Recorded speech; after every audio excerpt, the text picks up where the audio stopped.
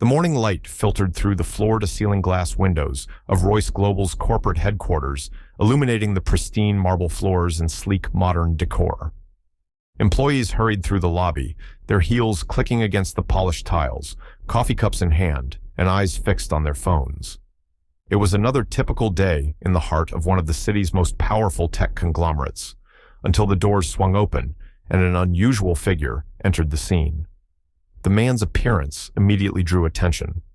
He was clad in a tattered gray suit that seemed more suited to a thrift store discard pile than the opulent surroundings of Royce Global.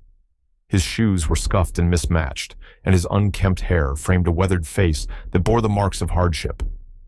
Clutching a battered briefcase, he paused to take in the grandeur of the lobby, his eyes lingering on the enormous chandelier that sparkled like a cascade of diamonds. The receptionist, Becky, a young woman with perfectly styled hair and a crisp navy blazer, noticed him immediately. Her perfectly arched brows furrowed as she leaned forward, scanning him with thinly veiled disdain. "Excuse me, sir," Becky said, her voice saccharine but laced with condescension. "Can I help you?" The man approached the reception desk with a slow, deliberate gait. "Yes," he replied, his voice calm but firm. "I'm here for a meeting." Becky blinked, then let out a nervous laugh. "A meeting? Here? Do you have an appointment?" "I do," the man replied, his tone unwavering. Becky's eyes narrowed. She leaned toward her computer, typing furiously, pretending to check the system. "I don't see anything under... What's your name?" The man hesitated, then said, "Just call me Alex." Becky gave him a once-over, her lip curling in disgust. "Well, Alex, I don't think you belong here. Maybe you're in the wrong place?" As Becky's voice grew louder, a few employees milling around the lobby turned their heads. Whispers began to spread, their words like tiny needles prickling the air. Who let him in here? Did someone leave the door unlocked? Must be lost. Standing near the security desk, Miguel, a stocky man in his early 40s, observed the exchange. He scratched his chin, unsure whether to intervene. He'd been a security guard at Royce Global for years, and he prided himself on treating everyone with respect, but the man's ragged appearance made him hesitate.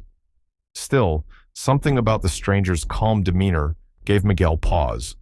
The man didn't flinch under the weight of the stares or Becky's dismissive tone. Instead, he glanced around the lobby, taking in every detail: the rushing employees, the lush indoor plants, the oversized screen displaying the company's latest achievements. His eyes lingered on a group of executives huddled near the coffee bar, their laughter echoing in the cavernous space. Miguel finally stepped forward, clearing his throat. "Is everything okay here?" Becky turned to him, her face flushed. "Miguel, can you please escort this gentleman out? He's causing a disturbance." Miguel looked at the man, who met his gaze with an intensity that was hard to ignore. "Sir, do you have an appointment?" "I do," the man repeated. "But if you need to verify, I can wait. I'm not in a hurry." Miguel hesitated, then gestured toward a bench near the entrance. "You can sit there for now. I'll check with someone upstairs." The man nodded, thanking him with a slight bow of his head. He walked to the bench and sat down, placing his battered briefcase on his lap. As he waited, he watched the lobby come to life. The hurried steps, the whispered judgments, the sideway glances. He noticed the janitor meticulously cleaning the floors, the courier nervously clutching a package, and the young intern struggling with an oversized stack of files. From her desk, Becky shot him a glare, muttering under her breath, "Crazy homeless guy." But Alex remained unfazed. He opened his briefcase, revealing a notepad and a pen. He began jotting down notes, his pen moving swiftly across the paper. A few employees walked by, snickering, while others simply avoided looking at him. Miguel, meanwhile, made a quick call to his supervisor, his brow furrowed as he spoke. The whispers grew louder as more employees entered the building, each adding to the narrative that the man on the bench was out of place. Alex, however, continued to write, his expression unreadable. He was watching, listening, and waiting. As the morning unfolded, Alex ventured deeper into the building. Despite the initial resistance he faced, he navigated the halls with an air of quiet determination. Each corridor, each room, and each interaction painted a picture of the company's culture, revealing the best and worst of human behavior. In the break room on the 12th floor, Alex encountered his first act of kindness. A junior marketing associate named Jenny noticed him lingering near the vending machines, his tattered suit drawing stares from her colleagues.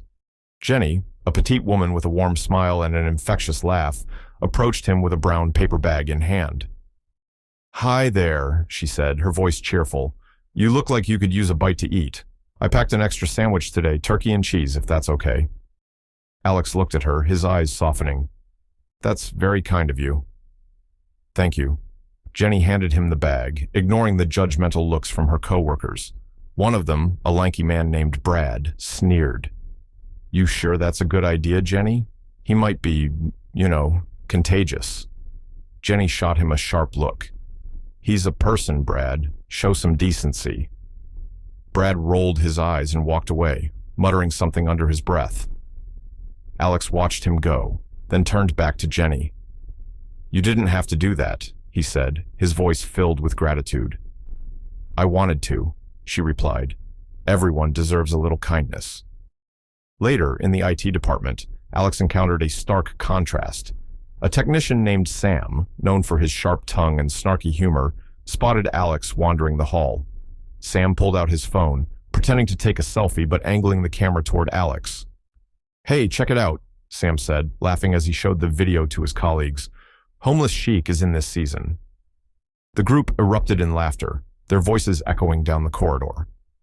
Alex said nothing, his expression neutral as he continued walking. The laughter followed him, a bitter reminder of the cruelty people were capable of when they thought no one of importance was watching. In the cafeteria, Alex observed another group of employees discussing the company's new CEO, whom none of them had met yet. The conversation ranged from curiosity to outright disdain. "I bet he's some rich old guy who's never worked a day in his life," one employee said, stabbing at her salad with a fork. "Probably doesn't even know what we do here," another chimed in. "Just another billionaire playing boss." Alex listened quietly, taking mental notes. The stark differences in attitudes, Jenny's kindness, Sam's cruelty, and the cafeteria gossip painted a vivid picture of the company's culture. It was a microcosm of humanity, filled with both light and shadow. By the end of the day, Alex had seen enough to understand the dynamics at play. As he left the building, his briefcase now filled with notes, he reflected on what he had witnessed. The company was not just a place of work, it was a reflection of society, with all its flaws and virtues laid bare. The stage was set, and the pieces were in motion. Alex Royce, the homeless man, had seen the truth of Royce Global. What remained was how he would use it to change the game. The following day, a murmur of anticipation rippled through the halls of Royce Global. Employees shuffled into the expansive auditorium, which served as the venue for the company-wide meeting. The air was thick with curiosity and whispers about the new CEO who was rumored to make his first public appearance. Alex, still dressed in his tattered suit, lingered near the entrance. The polished wooden doors swung open and closed as a stream of employees filtered in, their chatter filling the air. Alex adjusted his battered briefcase and slipped inside unnoticed, choosing a seat near the back. The room was grand, with rows of plush chairs facing a sleek stage backed by a massive screen displaying the company's logo. The senior executives, clad in tailored suits and dresses, occupied the front row. Their confident postures and whispered exchanges made it clear they were used to commanding attention. A woman's voice broke through the hum of conversation. "Good morning, everyone. Let's settle down." Linda Simmons, the HR director, stood at the podium. Her sharp bob and even sharper tongue had earned her a reputation for being tough, but not necessarily fair. Linda adjusted her glasses and surveyed the room with an air of superiority. "Before we begin, let's address an issue from yesterday," Linda said, her tone clipped. "It has come to my attention that a vagrant was loitering in our lobby. Let me remind everyone that our premises are not a charity. We must maintain professionalism at all times." Scattered laughter followed her comment, mostly from the mid-level managers seated just behind the executives. Alex's jaw tightened, but he remained silent, observing the reactions around him. Some employees exchanged uncomfortable glances, while others nodded in agreement with Linda. One of the managers, a portly man named Greg, leaned toward his colleague. "Did you see him? Guy looked like he'd crawled out of a dumpster. I heard he actually had a briefcase, the colleague replied with a smirk. Maybe he's starting a cardboard empire. The group erupted in muted laughter, their voices tinged with cruelty. Alex took a deep breath, his grip tightening on his briefcase. On the stage, Linda continued, her voice carrying a patronizing tone. We'll be implementing stricter security measures to ensure this doesn't happen again. Now, on to the matter of our new CEO. The room fell silent. Employees leaned forward in their seats, eager to hear more. Linda glanced at her notes before addressing the audience. Our new CEO is expected to bring transformative changes to Royce Global. Although we have not yet met him, I'm confident he will steer this company toward even greater success. Let's give him a warm welcome when he arrives. As Linda spoke, Alex noticed Jenny enter the room. She scanned the rows of seats until her eyes landed on him. Her face lit up with recognition, and she made her way toward him, ignoring the stares of her coworkers. Hi, she whispered, crouching beside his chair. This meeting might run long. You're welcome to take my seat up front. Alex's expression softened, gratitude flickering across his face. That's kind of you, Jenny, but I'm fine here. Jenny hesitated, then smiled. If you're sure, let me know if you need anything. She returned to her seat near the middle of the room, glancing back once to make sure Alex was comfortable. Her small act of kindness did not go unnoticed by Alex, who scribbled another note in his pad. The meeting dragged on as various executives took turns presenting updates. PowerPoint slides flashed on the screen, filled with data about quarterly earnings and upcoming projects. Alex listened intently, his focus shifting between the presentations and the reactions of the employees around him. Some people paid close attention, their faces lit with genuine interest, while others scrolled through their phones or whispered among themselves. By the end of the meeting, Alex had a clear sense of who embodied the company's values and who simply went through the motions. As the employees began to disperse, Alex lingered in his seat, watching Linda and the senior executives as they gathered near the stage. Their laughter echoed through the nearly empty room, a stark contrast to the serious tone they had adopted during the meeting. With his notepad now filled with observations, Alex rose from his seat and exited the auditorium. He had seen enough to confirm what he already suspected. Royce Global needed a wake-up call, and he was the one to deliver it. The next morning, a message pinged on every employee's device. All employees are required to attend an all-hands meeting in the boardroom at 10 a.m. Attendance is mandatory. Speculation spread like wildfire. In the cafeteria, the IT department, and the break rooms, employees buzzed with theories about the sudden meeting. Think it's the new CEO? Someone asked, biting into a bagel. Maybe, another replied, or maybe Linda's going to give another lecture about professionalism. By 9:50 a.m., the boardroom was packed. The sprawling glass-walled space, usually reserved for high-level meetings, was filled with employees from every department. The long mahogany table gleamed under the recessed lighting, and rows of extra chairs lined the walls. Jenny entered with her lunch bag tucked under her arm. She glanced around, surprised to see such a large turnout. Spotting Miguel near the back, she made her way over. Any idea what's going on? She asked. Miguel shrugged.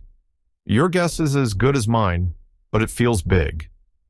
At exactly 10 a.m., the room fell silent as the glass doors opened. Alex entered, now dressed in a sharp navy suit tailored to perfection. His polished shoes clicked against the floor, and his commanding presence drew every eye in the room. The employees exchanged stunned glances, their whispers hushed. It took a few seconds for the realization to dawn on them. The homeless man from the lobby was standing before them, looking every bit the part of a corporate leader. Linda's face turned ghostly pale, her mouth opening and closing like a fish out of water. Greg, who had mocked Alex in the meeting, sank lower in his chair, avoiding eye contact. Alex approached the head of the table and placed his briefcase on it. He opened it with a deliberate motion, removing a stack of notes and placing them neatly in front of him. Good morning, he began, his voice steady and authoritative. For those of you who don't know me, my name is Alexander Royce. I'm the founder and new CEO of Royce Global. The room erupted in gasps and murmurs. Alex held up a hand, and the noise subsided. Over the past 2 days, I've walked through this building in disguise, observing the culture of this company firsthand.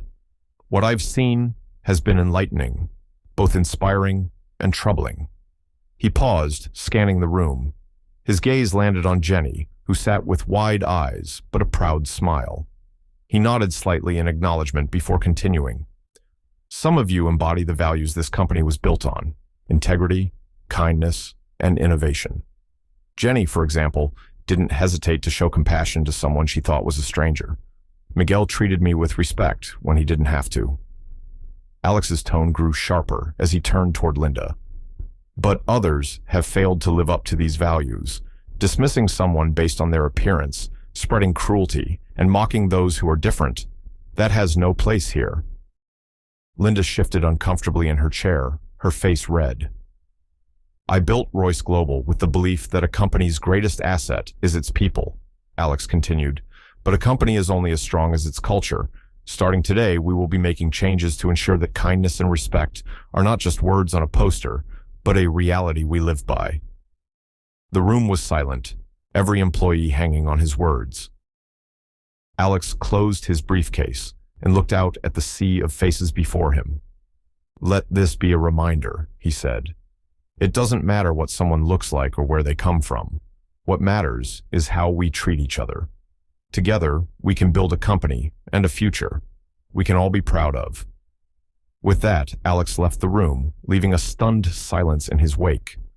Jenny clapped first, her applause breaking the tension. Slowly, others joined in, the sound building into a crescendo that echoed through the boardroom. As Alex walked down the hall, he smiled to himself. The message had been delivered. Now, the real work could begin.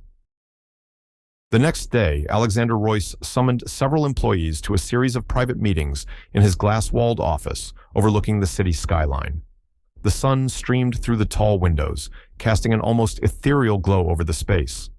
It was a stark contrast to the tension that hung in the air as those who had mocked or dismissed him filed in, one by one. Becky, the receptionist, was the first to enter. She looked uneasy, her usual confidence tempered by uncertainty. Alex gestured for her to take a seat across from him. Becky, Alex began, his tone measured but firm. I want to talk about our interaction the other day. When I walked into the lobby, your immediate reaction was to dismiss me as a beggar and demand that I leave. Tell me, why was that your first instinct? Becky's cheeks flushed crimson. I thought you were someone who didn't belong here, she stammered. I didn't know who you were.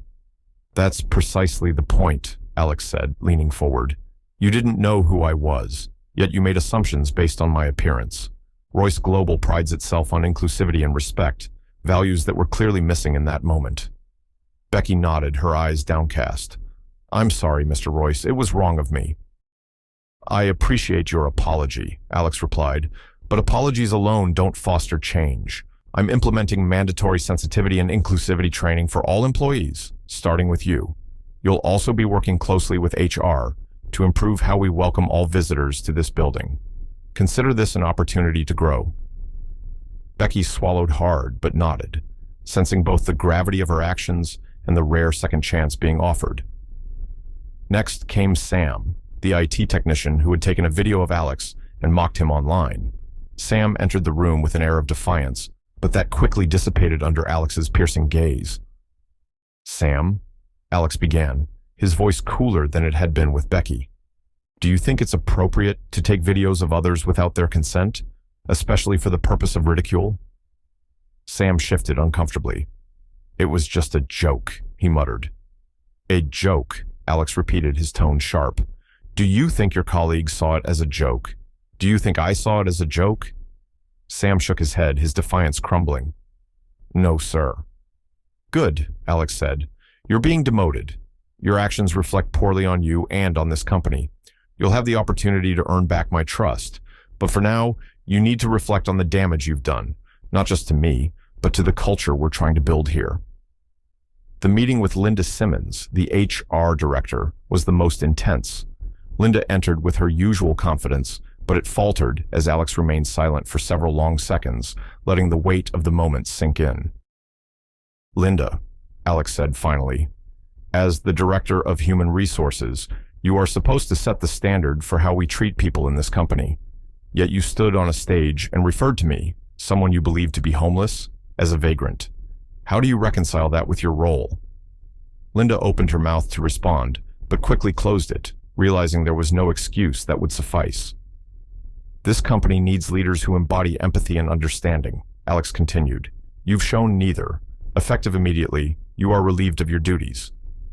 Linda's face paled, but she nodded, knowing there was no room for argument. By the end of the day, Alex had spoken with everyone who had interacted with him during his undercover experiment. Some received reprimands, others second chances, and a few, like Linda, were let go. In a company-wide meeting later that afternoon, Alex addressed the employees once more. This time, the atmosphere was markedly different, quiet, reflective, and tinged with anticipation. "I want to commend those of you who acted with kindness and integrity," Alex said, his gaze landing on Jenny and Miguel. "Jenny, your empathy and willingness to help someone in need did not go unnoticed. Effective immediately, you are promoted to Senior Manager of Community Relations." Jenny's jaw dropped, and a ripple of applause broke out. She looked at Alex with a mixture of gratitude and disbelief. "Miguel," Alex continued, turning to the security guard, "your respect and professionalism in the face of uncertainty were exemplary. You're being promoted to head of building operations." Miguel's eyes widened, and a rare smile spread across his face as his coworkers applauded. Alex then outlined his vision for Royce Global, a company rooted in inclusivity, empathy, and social responsibility. He announced initiatives to support employees from diverse backgrounds, including mentorship programs, mental health resources, and financial assistance for those experiencing personal hardships. "This is not just about improving our bottom line," Alex said. "It's about creating a culture where everyone feels valued and supported. Together, we can achieve that." As the meeting ended, a sense of hope began to permeate the room. Change was on the horizon, and for the first time in a long while, it felt tangible. News of Alex's undercover experiment and the sweeping changes at Royce Global spread quickly, making headlines across the nation. Articles with titles like "From Homeless to CEO," Alexander Royce's Radical Leadership Experiment, and Royce Global's Cultural Awakening sparked widespread discussion about workplace culture. In interviews, Alex spoke candidly about his journey from homelessness to CEO. "There was a time when I had nothing," he told one reporter. "Those struggles shaped me and taught me the value of compassion. As a leader, it's my responsibility to ensure that no one in this company feels invisible or unworthy." Back at Royce Global, the transformation was already underway. Jenny, now a senior manager, worked closely with Alex to implement community outreach programs. Under her guidance, the company partnered with local shelters and organizations to support people experiencing homelessness. "This isn't just about writing checks," Jenny said in a meeting. "It's about showing up, volunteering, and making a real difference." Miguel, in his new role, revamped the company's security policies to ensure everyone was treated with dignity and respect, regardless of their appearance or background. Not everyone embraced the changes immediately. Some employees grumbled about the new initiatives, calling them unnecessary or overly idealistic. But as the months passed, even the skeptics began to see the benefits. Employee morale improved, productivity increased, and the company's reputation soared. One evening, as the sun dipped below the horizon, Alex walked through the lobby of Royce Global. This time, he was greeted with smiles and respectful nods from employees. Becky, now more attentive and welcoming, stood at the reception desk and gave him a genuine smile. "Good evening, Mr. Royce," she said warmly. "Good evening, Becky," Alex replied, his tone kind but confident. As he stepped outside, the cool evening air filled his lungs. Alex paused for a moment, gazing up at the illuminated sign bearing the company's name. It was more than just a logo. It was a symbol of change, of growth, and of the power of empathy. The journey wasn't over, but the first steps had been taken. And as Alex Royce walked into the night, he knew that the seeds he had planted would continue to grow, transforming not just Royce Global, but the lives of everyone it touched. Thank you for joining us on this unforgettable journey of leadership, empathy, and change. This story reminds us that true strength lies in how we treat others, and that even the smallest acts of kindness can create ripples of transformation. If this story inspired you, let us know your thoughts in the comments below. We'd love to hear how it resonated with you. Make sure to subscribe and hit the bell so you're the first to know when we share another impactful story. And don't forget to tell us where you're tuning in from. Your support and connection fuel what we do here at Hopeful Horizon. Until next time, stay kind, stay open, and remember, change starts with all of us.